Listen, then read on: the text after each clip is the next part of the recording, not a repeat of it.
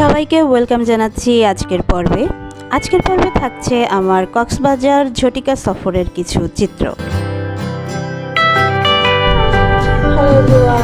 ঝটিকা সফর এই জন্য বলছি কারণ আমি কক্সবাজার আসার পথে অনেক বৃষ্টি শুরু হওয়ায় পাহাড়ের বৃষ্টি কেমন হয় তা দেখতে বান্দরবান চলে গিয়েছিলাম।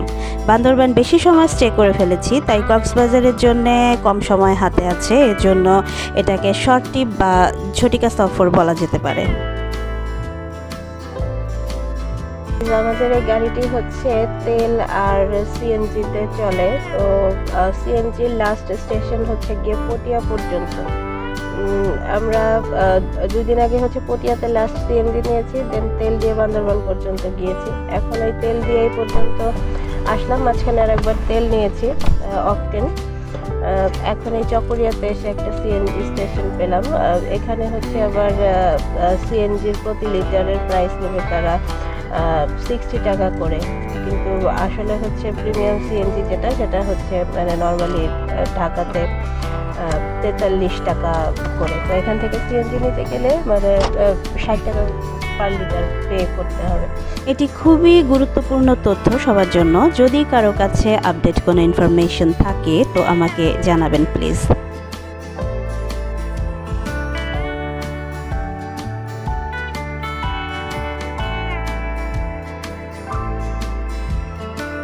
রামুতে এই জায়গাটার নাম মেবি চা বাগান। এখানে হচ্ছে লাস্ট ইয়ার আমরা লাঞ্চ করেছিলাম, আমার ভাইয়ের প্রোগ্রাম চলতো এখানে। এই জায়গাটাকে আমি অল্প করে হলেও চিনি, যার কারণে আমরা এখানে লাঞ্চ ব্রেকটা নিলাম, লাঞ্চ করব এখানে। লাঞ্চ কমপ্লিট করে হোটেলের দিকে যাচ্ছি।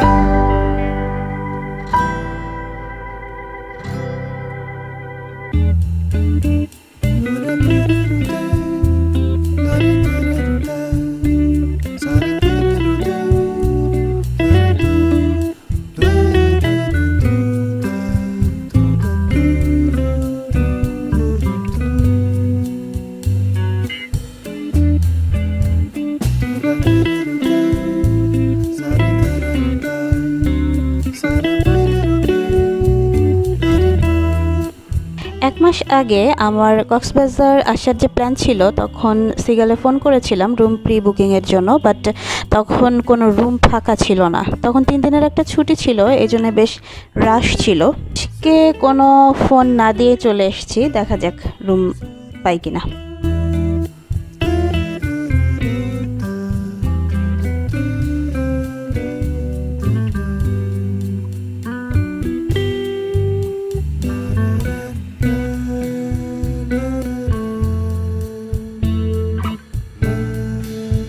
লাকিলি আমি রুম পেয়ে গেছি। চেক ইন করেই চলে গেলাম সিগালের প্রাইভেট বিচে সানসেট দেখতে।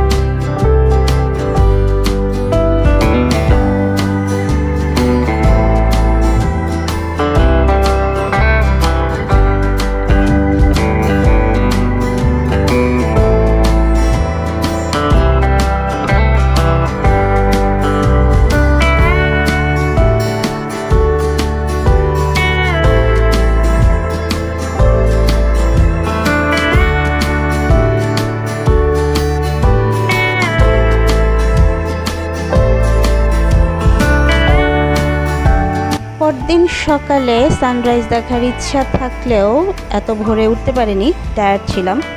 সমুদ্র সৈকতে যেয়ে দেখি বেলা অনেকটা হয়ে গেছে।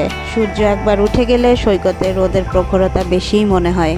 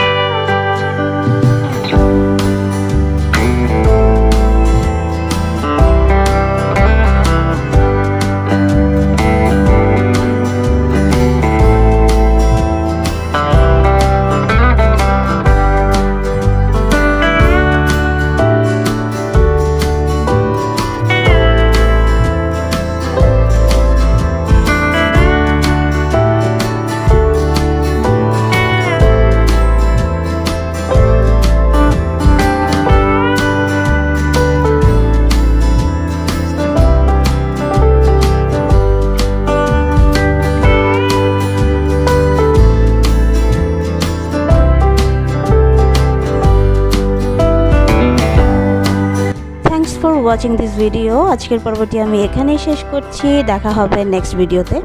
টিল দেন ভালো থাকবেন সবাই। This is Disha signing out from Cox's Bazar.